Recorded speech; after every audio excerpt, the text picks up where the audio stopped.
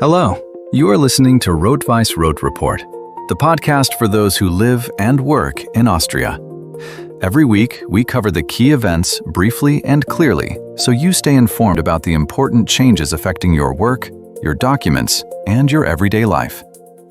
This week's edition: Political Scandals.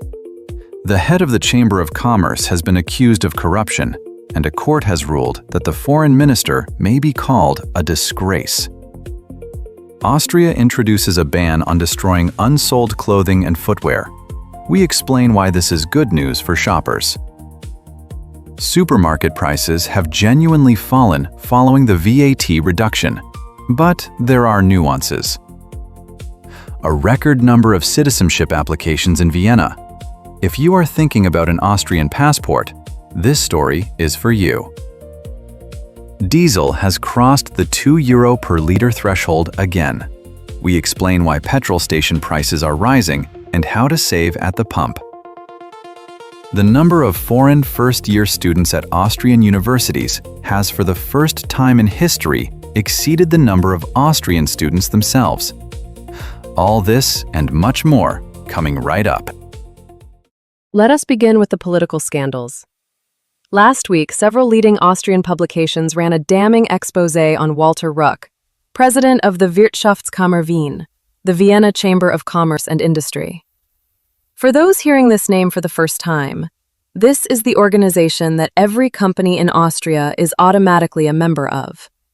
A transcript has now surfaced in the media, reportedly a recording of Ruck's conversation, in which he describes in detail how he spent years placing the right people in senior positions, and not merely helping them to better posts, but engaging in outright Postenschacher, an Austrian term that literally translates as trading in positions. On the recordings, Ruck describes how he arranged with Vienna's mayor Michael Ludwig to appoint specific individuals to specific roles. He installed his own son as the OVP candidate for Dobling. Party colleague Manfred Jurachka was placed as deputy director of the Wirtschaftsagentur Wien. Beyond that, Ruck was found to have made sexist remarks, and his comments about women have also drawn considerable attention. He now faces simultaneous accusations of corruption and sexism. Ruck denies everything and insists he never said anything of the kind. But a recording is a recording. Every leading politician in the country has already expressed outrage, yet Ruck himself shows no sign of stepping down. Another protagonist of last week was Foreign Minister Beate Meinl-Reisinger.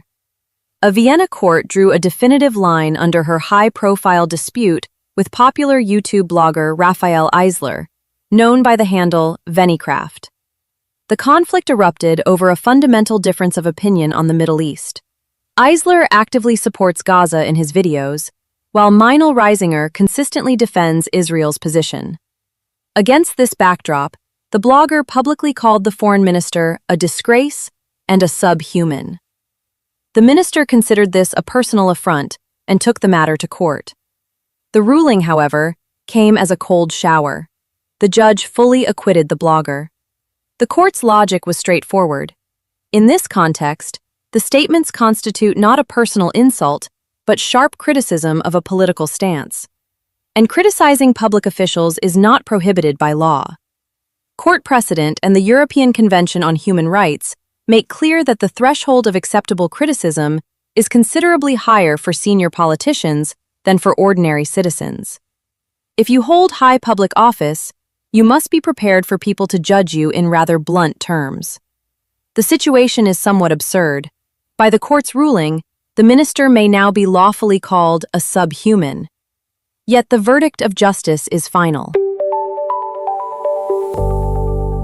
And now, from political scandals to news of a more useful and practical nature. In Austria, as across the European Union more broadly, new rules have come into force that significantly reshape how large retailers operate. Brussels has officially banned large companies from destroying unsold clothing and footwear. Shops may no longer simply incinerate or dump the remnants of old collections. They are left with three alternatives: channeling goods to outlets, donating them to charity, or sending them for recycling. To prevent abuse, companies are required to keep strict records and retain documentation on the fate of every unsold item for 5 years. The scale of the problem is genuinely staggering. According to the European Commission, up to 9% of all unsold textiles in Europe were destroyed every year, items that had never even been tried on. This generated colossal carbon emissions and a vast waste of resources. It comes as no surprise that the public has welcomed the change warmly. According to surveys, approximately 85% of Austrians fully support the new initiative. For shoppers, moreover, it translates into a direct financial benefit. In the months and years ahead, quality clothing and footwear will become more plentiful in outlets, at discount sales, and even in charity shops. One more piece of positive news. Austria has once again confirmed its standing as a significant player on the world stage, entering the prestigious top 20 of the Global Soft Power and Cultural Influence ranking.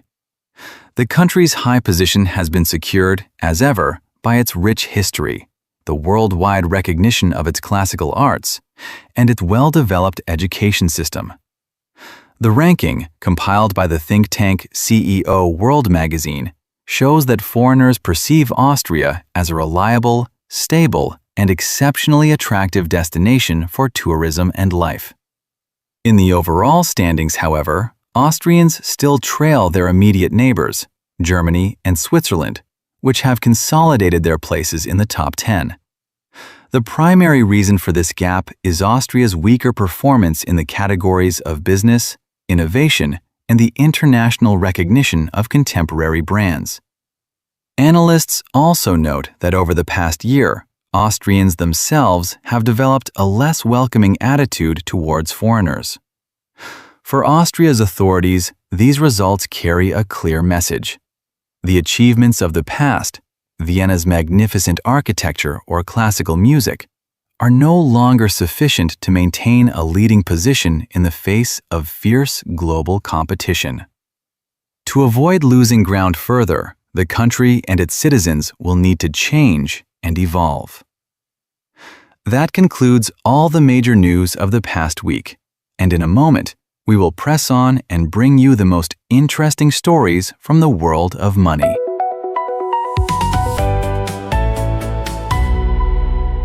We begin with a painful subject: fuel prices. The conflict between the United States and Iran, which first flared in late February and has since ebbed and intensified in turns, escalated again last week. This was instantly reflected in the price of oil and, consequently, in your costs at the pump. According to E-Control, diesel in Austria has once again crossed the €2 per litre mark, for the first time since May. Super petrol is already priced above €1.87 at most stations. For context, before the conflict began in February, diesel stood at €1.57 and petrol at €1.52. In other words, fuel prices have risen by roughly 1/3 over the course of just a few months. Analysts at the Momentum Institute have made an important observation. Petrol prices are rising faster than the price of crude oil itself. This means that oil companies have seized the opportunity to widen their own margins. So, what you are paying for is not merely more expensive raw material. You are also subsidizing the extra profit of the refiners. The analytical institute WIFO forecasts that overall inflation will now begin climbing again, driven precisely by fuel. Consumers cannot, of course, influence the price of petrol or diesel, but since prices fluctuate rapidly and unevenly, we recommend checking before every fill-up on the E-Control website or app. There, you can see the station offering the best price in your area. And fuel up either early in the morning or in the evening. Austrian petrol stations are permitted to raise their prices once a day, in the morning. That means the previous day's price still applies early in the morning, while a new price is already in effect by midday. Meanwhile, new data has emerged that vividly illustrates what Austrian healthcare actually costs. Last year, health expenditure in the country exceeded €61 billion for the first time in history, almost 12% of Austria's entire GDP. To put the trend in perspective, in the space of just 7 years, spending on healthcare has risen by 20 billion euros. Over that same period, general inflation was 30%. In other words, the healthcare sector is becoming more expensive considerably faster than the rest of goods and services in the country. What does this mean for the average patient? The state and the health insurance funds cover the bulk of these costs, around 75%. The remaining 25% is money that people pay directly out of their own pockets. Under the mounting pressure, a growing number of doctors are leaving the public system and moving into the private sector, Wahlarzte. As a result, even with a standard e-card, getting an appointment with a specialist through insurance is becoming increasingly difficult. Waiting lists stretch for months, and a private consultation costs considerable sums. A fundamental resolution of the problem can only come at the level of the state, but here are a few practical tips for patients. First, know and defend your rights. If you have been unreasonably refused medical care through your insurance, or presented with an unexplained bill, contact the Arbeiterkammer. Free legal support for the insured is available there. Second, search for doctors through the official portal. Do not waste time on random searches. The Gesundheit website allows you to find doctors in your area who still accept patients under standard insurance. And one final piece of advice. Make use of the free checkup. Every insured patient in Austria is entitled to one free preventive examination per year, Vorsorgeuntersuchung. It is the simplest way to take care of your health and avoid the additional costs of expensive treatment down the line. One more economic story that caused genuine ripples in the Austrian media last week touches on something sacred to local culture: the traditional restaurant, or as Austrians themselves call it, the Beisel. The publication Dossier conducted a detailed investigation and broke down the economics of an ordinary Viennese schnitzel. The journalist's central conclusion: when all the actual costs of running a restaurant are factored in, a classic schnitzel should cost at least 32 euros on the menu. Yet most restaurants continue to hold prices at 18 to 25 euros, effectively subsidizing every portion out of their own pocket. The reason for this curious arithmetic lies in the relentless rise of costs. Around 45% of a restaurant's revenue goes solely on paying the wages of cooks and waiters. A further 40% is consumed by the purchase of produce, meat, oil, breadcrumbs, and side dishes. What remains for rent, electricity, gas, taxes, and any sort of profit for the owner is a handful of percentage points that falls catastrophically short. The situation has been compounded by the fact that over the past 6 years, prices in Austrian hospitality have risen by 51%, twice as fast as the country's general inflation rate. Yet restaurants find themselves trapped. The schnitzel in Austria is not merely food, it is a national symbol. If an owner raises the price to a fair 32 euros, they risk alienating loyal regulars and losing business to the restaurant across the street. So most small establishments have spent years operating on the edge of survival, trying to balance popular affection against the hard laws of the market. But this balance cannot be sustained indefinitely. Against a backdrop of high costs, the number of bankruptcies in Austria's restaurant sector has begun to rise again. Whether this will eventually be reflected in the price of a traditional schnitzel remains to be seen. And a few words about supermarket prices. The first month is drawing to a close since Austria reduced VAT on basic foodstuffs from 10% to 5%. The tax break applies to bread, milk, butter, eggs, rice, flour, pasta, and most vegetables and fruit. The key question on everyone's mind was whether consumers would actually feel the difference, or whether the chains would simply pocket it.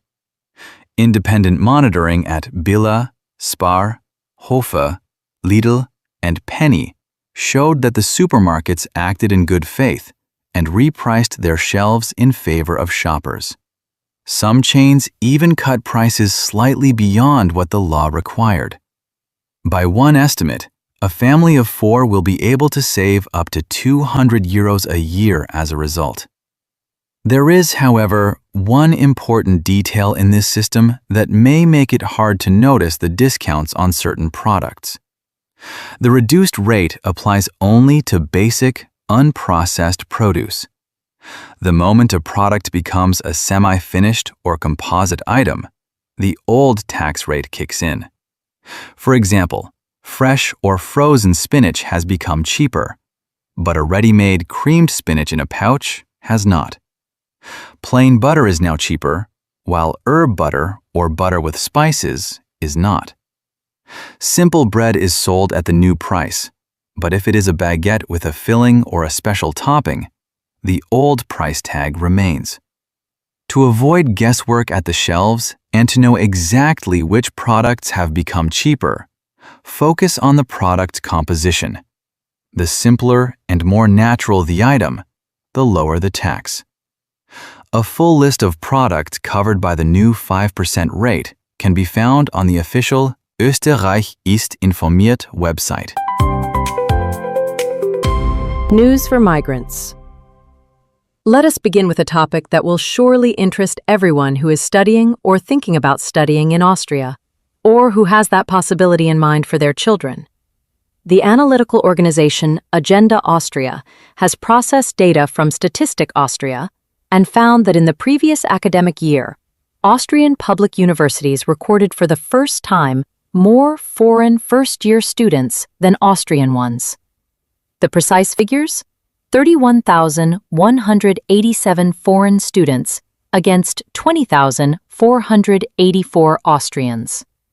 The trend has been upward since 2021, and the gap widens every year. The largest group among foreign students comes from Germany, accounting for around a quarter of the total. Next come Romania, Russia, Serbia, and Hungary. Why has this come about? The answer is simple and significant. Austria is one of the very few corners of the European Union where university is effectively free of charge. A student pays only the contribution to the student union, €26.20 per semester. That is all. If you are a citizen of the European Union, you study under exactly the same conditions as an Austrian. If you are from a country outside Europe, the fee ranges from €300 to €700 per semester, depending on your status. By comparison, a medical degree in the United Kingdom, for instance, costs tens of thousands of pounds a year. In France, fees for non-Europeans have been raised by nearly 16 times. Austria, for the time being, remains a unique exception. If you or your child are considering an Austrian university, the system is relatively open, but there are nuances. For medical specializations, a rigorous entrance examination, the Med-AT, applies, and competition there is genuinely fierce. For most other programs, the competitive bar is less demanding. There is also an important public debate underway. Some analysts and political parties are already raising the question of whether it is appropriate for the Austrian taxpayer to fund the education of people who then return home. The law has not yet changed, but pressure on the system exists, and it is worth keeping an eye on. A reminder that all current admissions information can be found on the Studienwahl website. Meanwhile, Interior Minister Gerhard Karner has published fresh police crime statistics for last year. According to official data, over 164,000 foreign suspects were recorded in Austria, some 7,500 more than the year before. The political opposition, notably the Freiheitliche Partei Österreich, FPÖ, immediately seized on these figures as a pretext for sweeping statements and demands for a significant tightening of the country's migration policy. Yet there is a critically important nuance in this data that the populists habitually omit. Police statistics record only suspects, not individuals actually convicted by a court. Furthermore, these figures make no adjustment for the total size of the foreign population relative to criminal activity. If, for example, police in a given region are more likely to check foreigners, the number of detected violations there will automatically rise. Moreover, the lion's share of the recorded cases involves minor administrative infractions, not serious criminal offenses. We raise this topic primarily because it has become one of the main drivers of Austria's domestic political debate. For foreign residents, it is important to understand the true context of such headline-grabbing news, to distinguish genuine risks from ordinary political opportunism on a sensitive subject. Meanwhile, Vienna's Migration Authority, which handles entry, residency, and citizenship matters, has published its latest annual report. The figures point to a genuine boom. Last year in the capital alone, 23,650 new applications for an Austrian passport were submitted, nearly 18.5% more than the year before. At the same time, the number of cases that have already been concluded rose by a full 63%. This acceleration was achieved through the mass deployment of digital tools for processing documents, meaning that those long bureaucratic queues have finally begun to move considerably faster. The authority cites geopolitical instability and the logical completion of long waits for many migrants as the primary reasons for the surge. Many people who arrived in the country during the wave of 2015 and 2016 have now served the required minimum period of residency and have decided to formalize their status. The largest cohort of new citizens came from Syria, Iran, and Russia. The motivation is entirely practical. An Austrian passport guarantees full freedom of movement and employment across the European Union, and, crucially, reliable protection against any future changes in migration legislation. If you too are planning to apply, the basic criteria are worth bearing in mind. The standard requirement is 10 years of lawful and uninterrupted residence in the country, a stable, independent income, an absence of criminal convictions, demonstrated German language proficiency at B1 level, and a successfully passed examination on the history and legal framework of Austria. Under conditions of a high level of integration, this period may be reduced to 6 years. And one key point: Austria, in the vast majority of cases, does not recognize dual citizenship. So before receiving a new passport, you will be required to formally renounce your original one. And since we are already speaking of Vienna, let us turn briefly to everything that happened in the capital last week. The scandal at Vienna's Marktamt, the city market authority, erupted last week with renewed force. To recap, the head of the authority, Andreas Kutil, recently resigned in disgrace amid a wave of accusations of sexism and racism within the organization. But the affair did not end there. Even stranger details of the city body's operations have since come to light. It emerged that the press secretary and deputy head of the authority, Alexander Gengel, had allegedly spent years running fake social media accounts. Under fictitious names, he actively posted flattering comments under publications about his own department's work, manufacturing the illusion of popular affection for the Marktamt. Following his exposure, the official was immediately stripped of his managerial functions and transferred to another department. An internal investigation is now underway within the Magistraat, and the opposition is actively using the incident to apply political pressure on Mayor Michael Ludwig. Dramatic events also unfolded in the Favoriten district, where local residents decided to unite in the name of their own safety. It began when a group of young men brutally attacked a man in the middle of the street, triggering a wave of outrage among residents of the neighborhood. Since the security situation in certain parts of the district has long been a source of concern, people decided not to wait for the next incident. A group of local bikers stepped up to defend the entire neighborhood. The motorcyclists organized regular street patrols to reassure frightened residents and demonstrate their presence to would-be troublemakers. The initiative has already attracted the attention of the city police, since the line between neighborly mutual assistance and vigilante justice is an exceedingly thin one. Both law enforcement and municipal services are now closely monitoring the situation in the district.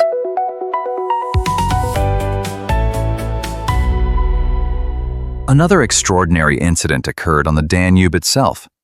A river cruise ship carrying around 200 passengers recently collided with a stone embankment and the Freudenau lock. The heavy impact left 14 people with minor injuries, and fire and rescue services were swiftly dispatched to the scene. The preliminary investigation suggests that a sudden mechanical fault on board was the cause of the accident, though the captain has already been charged with violation of navigation rules. The Freudenau lock is a key hydraulic structure on the Austrian stretch of the Danube, and incidents of this kind there are exceedingly rare. If you are planning a river cruise this summer, there is no need to cancel your trip, but it would be worth checking the details of your insurance with the organizer before you set off. Sad news also arrived from the capital's most beloved park. On Sunday, passers-by discovered a man's body in the grounds of Schönbrunn Palace Park, not far from the famous panoramic pavilion, the Gloriette. Criminal police and medical responders arrived at the scene promptly after the call, but the doctor could only confirm death. The body was found in a secluded area of the park, several dozen meters from the main footpath. Investigators are leaning towards the conclusion that the death was self-inflicted. Every year, millions of tourists come to Schönbrunn for its beauty and tranquility, and this event is a reminder that behind the city's beautiful facades, someone's pain so often lies hidden. If you or those close to you are going through a difficult time, please remember, Austria operates a round-the-clock, free, and fully anonymous support line on number 142. Reaching out for help is a normal and important step. And finally, a bright and heartwarming story from Schönbrunn itself that is sure to lift your spirits. The zoo within the palace complex is to unveil its newest arrival to the public for the first time. A newborn foal of the Noriker, an imperial breed of horse, with an exceptionally rare coloring. The foal was born in perfect health and is already busily exploring its enclosure under the watchful care of its devoted mother. The Noriker is a genuine treasure of the Austrian Alps, and markings of this kind occur in only a handful of cases per 1,000. Zookeepers say the foal has already become the undisputed star attraction among visitors. So if you are looking for a wonderful reason for a family outing this weekend, Schönbrunn awaits you with a charming new sight. News from the federal states. We begin in Upper Austria, where children's temporary tattoos on sale in shops have been tested, and the results proved troubling. Laboratory analyses showed that some of the products contain substances at levels exceeding European Union standards. The substances in question are potentially toxic components and potent allergens that can cause skin irritation or allergic reactions in children. Parents are therefore advised to carefully examine any such items they may have at home. The packaging should carry the CE mark and a full list of ingredients in German. If the labeling is absent or a child develops a skin reaction after use, it is recommended to retain the product and contact the Arbeiterkammer or file a complaint through the official government portal. Moving on to Upper Austria and neighboring Salzburg, where financial police conducted a large-scale inspection of barbershops. The operation involved 39 inspectors who checked 85 establishments. Violations were found in 77 of them, nearly 9 out of 10. The most common issues included undeclared employment, inadequate record-keeping of working hours, and breaches of cash register regulations. In one salon near Salzburg, the sale of counterfeit perfume was additionally uncovered. Inspectors also paid particular attention to the sanitary conditions in certain establishments. Due to inadequate disinfection of instruments, clients may have been exposed to the risk of bacterial or fungal infections. The authorities have already announced significantly tighter controls in this sector going forward. We move to Lower Austria, where police are investigating a case that has caused a considerable stir. A local woman has been detained on suspicion of a series of thefts in which, according to investigators, she involved her own minor children. Law enforcement alleged that the children entered hard-to-reach areas within buildings and assisted during the burglaries. Police were able to identify the suspects after a tip-off from neighbors who noticed suspicious behavior near one of the properties and recorded the vehicle's license plate. The case has already been referred to a court. In addition to the property crime charges, child welfare services have been brought into the proceedings. In Styria, researchers at the Technische Universität Graz have published an interesting study on parking and the use of urban space. It turns out that Graz is one of the European leaders in terms of the number of parking spaces. On average, there are almost 3 spaces for every 4 residents. By comparison, Vienna has approximately 2 spaces per 3 inhabitants, Barcelona 1 per 2, and Paris only 1 per 3. There is, however, a paradox. Despite the abundance of spaces, finding a free spot on the street is often far from straightforward. The reason is that almost 90% of all parking spaces are located on private land, in garages or enclosed company car parks. Across Austria as a whole, automotive infrastructure occupies more than 31,000 hectares of land, roughly the equivalent of the surface area of Lake Neusiedlersee. And this once again raises the question of how efficiently urban space is being used. And to conclude, a story from Burgenland. The quarry at St. Margareten has opened the anniversary 30th season of its celebrated open-air opera festival. This extraordinary stage is set in a former limestone quarry, the stone from which was once used in the construction of St. Stephen's Cathedral and the Karlskirche in Vienna. The headline production of this year's season is Giacomo Puccini's opera, Tosca, performed by an international cast of singers. The season runs until August 22nd, with a total of 24 performances scheduled. The journey from Vienna takes around 1 hour, and ticket prices start from just €39. And that brings us to the end of last week's news review. A reminder that the heat is returning to Austria. Remember to drink more water and take care of your well-being. Look after yourselves, and do not leave children or animals in parked cars, even for just a few minutes. We will keep you informed of the most important developments. Subscribe to the weekly podcast, Rot-Weiss-Rot REPORT, the podcast for those who live and work in Austria. We are on Apple Podcasts, YouTube, and Spotify. That is all from us. Until next week.